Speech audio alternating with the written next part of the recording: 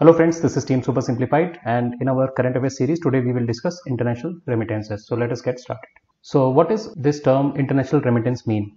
A remittance is a transfer of money by a foreign worker to his family or friend or relative in their home country, right? So इसका मतलब ये है जो लोग विदेशों में काम करने के लिए जाते हैं अपना देश छोड़ के, जब वहां पे काम करते हैं और सैलरी लेते हैं और उस सैलरी का कुछ पोर्शन अपने घर में अपने फैमिली को अपने रिलेटिव्स को सेंड करते हैं, अपने फ्रेंड्स को सेंड करते हैं, तो उसी पैसे को कहा जाता है इंटरनेशनल रेमिटेंस, राइट। और माइग्रेंट पॉपुलेशन की हम यहाँ पे बात करेंगे तो माइग्रेंट पॉपुलेशन जो है वर्ल्ड में उसका जो काउंट है वो है लगभग 260 मिलियन के आसपास। तो इतनी पॉपुलेशन जो है वो है माइग्रेंट पॉपुलेशन जो अपना देश छोड़ के दूसरे देशों में काम करते हैं। तो 26 करोड़ के आसपास ये पॉपुलेशन है यहाँ पर, राइट। और इसमें हर कैटेगरी के लोग हैं, स्किल्ड वर्कर्स हैं, सॉफ्टवेयर कंपनीज में काम करने वाले वर्कर्स हैं जो यूएस वगैरह में यूरोपियन कंट्रीज में जाते हैं काम करने के लिए। इसमें ब्लू कॉलर जॉब करने वाले लोग हैं, सेमी स्किल्ड और अनस्किल्ड लेबर भी इसमें इंक्लूडेड है, राइट। और 2018 के वर्ल्ड बैंक के फिगर्स है हमारे पास, वो हम डिस्कस करेंगे यहाँ पे। तो इंटरनेशनल रेमिटेंस जो है उसका बहुत ज्यादा इंपॉर्टेंस है किसी भी डेवलपिंग कंट्री की इकोनॉमी के लिए, क्योंकि बहुत सारी जो फंडिंग है जो होम कंट्री में आती है वो इसी तरह से आती है। It is not coming to the government, it is coming to the respective families, but still it is a big support for the developing economies. और टोटल इंटरनेशनल रेमिटेंसेस की अगर बात करें दुनिया में इस तरह से इंटरनेशनल रेमिटेंस के फॉर्म में कितना पैसा यहाँ से वहां ट्रांसफर होता है, तो वो है लगभग $689 billion, right? So this is the quantum of the international remittances we are looking at in the year 2018 as per the figures provided by the World Bank. और इन रेमिटेंसेस में सबसे बड़ा जो शेयर है, सबसे बड़ा जो देश है जिसमें इस तरह से जो पैसे हैं बाहर से आते हैं इंटरनेशनल रेमिटेंसेस के थ्रू, वो है India, right. So India is the largest and the highest recipient of remittances. और 2018 की फिगर्स की बात करें तो अराउंड $80 बिलियन के आसपास इतना जो अमाउंट है ये इंडिया में आया थ्रू दीज रेमिटेंसेस। और यहाँ पे आपको नीचे ग्राफ दिया गया है, यहाँ पे कुछ कंपैरिजन हम कर लेते हैं। तो इंडिया इज द हाईएस्ट, यहाँ पर आपको दिखेगा $79.5 बिलियन, अराउंड $80 बिलियन के आसपास। सेकंड नंबर में आता है चाइना, उसके बाद में है Philippines, then we have Mexico, Egypt, then we have Nigeria, Pakistan, Ukraine, Vietnam, Bangladesh, right. So ये ग्राफ देख के हमें ये भी पता चलता है कि कौन सी ऐसी कंट्रीज हैं जहां पे लोग माइग्रेट करके दूसरे देशों में काम करने के लिए जाते हैं और साथ में उनका कितना कंट्रीब्यूशन है इंटरनेशनल रेमिटेंसेस में। So these are the major countries, right. और ये जो अमाउंट इस तरह से रिसीव होता है कंट्री के अंदर, ये काफी बड़ा अमाउंट होता है कुछ कंट्रीज के लिए, और उनकी जो जीडीपी है उससे हम उसको कंपेयर भी कर सकते हैं। सो यहाँ पे आपको कंपेरिजन मिलेगा राइट साइड में कि ये जो अमाउंट आया है इंटरनेशनल रेमिटेंस के थ्रू कंट्री के अंदर, that is what percentage of GDP. So कुछ कंट्रीज हैं जैसे टोंगा, किर्गिज रिपब्लिक, ताजिकिस्तान, उसमें ये जो अमाउंट है that is around 35% of GDP, right. और नेपाल का आप देखिए, नेबरिंग कंट्री हमारा नेपाल, तो उसमें जो इंटरनेशनल रेमिटेंसेज जो रिसीव किए जाते हैं जो कि मेजरली इंडिया से ही जाते हैं, वो है around 30% of the GDP, right. So इतना बड़ा ह्यूज चंक, इतना बड़ा जो अमाउंट है वो यहाँ पे रिसीव किया जाता है। That is why these transactions of international remittance are very very important for these developing countries. अब हम स्पेसिफिकली इंडिया की बात कर लेते हैं कि इंडिया में जो रेमिटेंसेस आते हैं, India is the largest recipient we have seen, but उसमें सबसे ज्यादा रेमिटेंसेस कहाँ से आते हैं? तो the first country is UAE, सबसे ज्यादा आते हैं संयुक्त अरब अमीरात से, यूनाइटेड अरब एमिरेट्स, यूएई। उसके बाद में सेकंड नंबर में है यूएसए, थर्ड नंबर है सऊदी अरेबिया का, उसके बाद में है Kuwait, Qatar, UK, right. All these are the countries which are responsible for the international remittances to India. इससे पता चल जाता है कि मेनली हमारे जो वर्कर्स हैं वो कहाँ पर कौन सी कंट्रीज में काम कर रहे हैं। उसके बाद में हम आते हैं इंटरनेशनल रेमिटेंसेस के कुछ मेजर पॉइंट्स यहाँ पे स्टडी कर लेते हैं।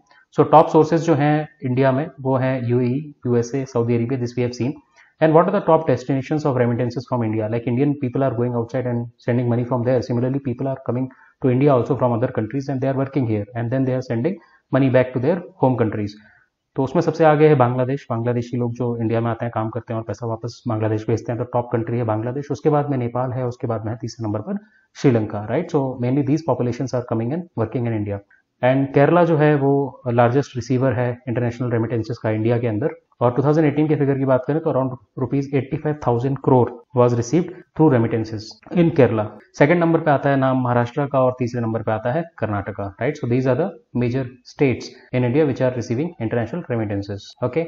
और 19% of the total inward remittance जो है वो केरला रिसीव करता है and it is equivalent to 25% of the state GDP. तो काफी बड़ा पोर्शन जो है यहाँ पर केरला में कॉन्ट्रीब्यूशन है इंटरनेशनल रेमिटेंसेस का। अब इसका इंपॉर्टेंस क्या है, इतना इंपॉर्टेंट क्यों है?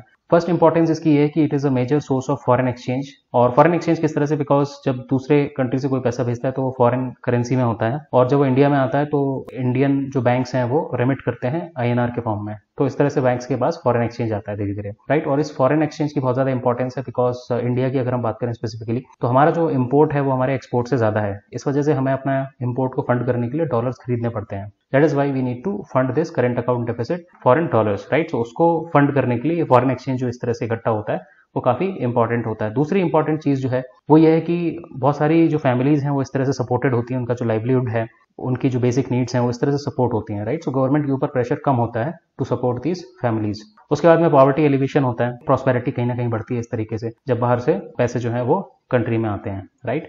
उसके बाद में एक इशू है रेमिटेंसेस के साथ, जो एक इंटरनेशनल ग्लोबल स्केल पे काफ़ी सीरियसली लिया जाता है। वो ये है कि जो मनी ट्रांसफर है ये काफ़ी एक्सपेंसिव होते हैं। So remittances are still very highly charge. सो इसका जो कॉस्ट है लगभग 7% के आसपास होता है उन्होंने एवरेज। मतलब अगर आप 100 रुपीज़ ट्रांसफर करते हैं, $100 ट्रांसफर करते हैं, तो उसमें से $7 आपको एज अ ट्रांजेक्शन चार्ज देना पड़ेगा, राइट। सो बहुत सारा पैसा इसी में चला जाता है। सो इसको कम करने के लिए काफ़ी प्रयास किए जा रहे हैं, lot of efforts are taking place. So this is also one of the goals in our sustainable development goal to reduce the remittance charge, right। Now let us come to the impact of COVID-19 on this particular aspect। So जो हमारे international remittances है उसके ऊपर COVID-19 का क्या असर पड़ने वाला है। इंटरनेशनल इकोनॉमी, इंडियन इकोनॉमी, सारी की सारी इकोनॉमीज जो है वो इफेक्ट होने वाली है इससे। तो रेमिटेंसेज के ऊपर भी असर पड़ेगा डेफिनेटली। तो जो वर्ल्ड बैंक है उसने एक फिगर जारी किया है, एक फिगर रिलीज किया है कि वर्ल्ड में 20% के आसपास में डाउनफॉल देखा जाएगा रेमिटेंसेज के अंदर, right. So remittances were increasing like this over the previous years and suddenly 2020 में ये एकदम से नीचे गिरेंगे, right. This will be the impact on the international remittances due to COVID-19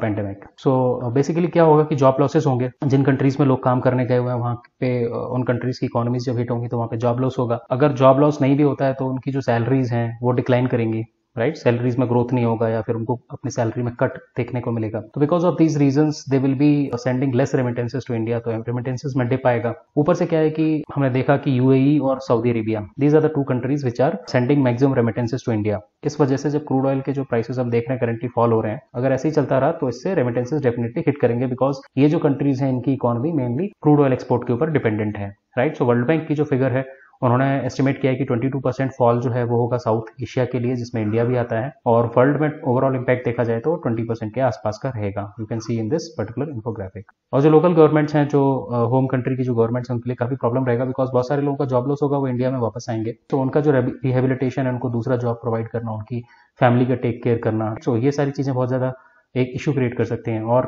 ये जो लोग हैं इसमें से कई सारे लोग ऐसे होंगे जो सेमी स्किल्ड हैं या अनस्किल्ड हैं और कोई छोटा मोटा काम वहाँ पे किया करते थे, तो इनको एक प्रॉपर जॉब दिलाना, यहाँ पर उनके लाइवलीहुड की देखरेख करना, ये एक चैलेंज बन सकता है। Then the maximum impact will be on LMIC, मतलब low and middle income countries, and additional pressure will be there on the home governments to take care of the vulnerable families, right। So this was about the impact of COVID-19 on the international remittances, right।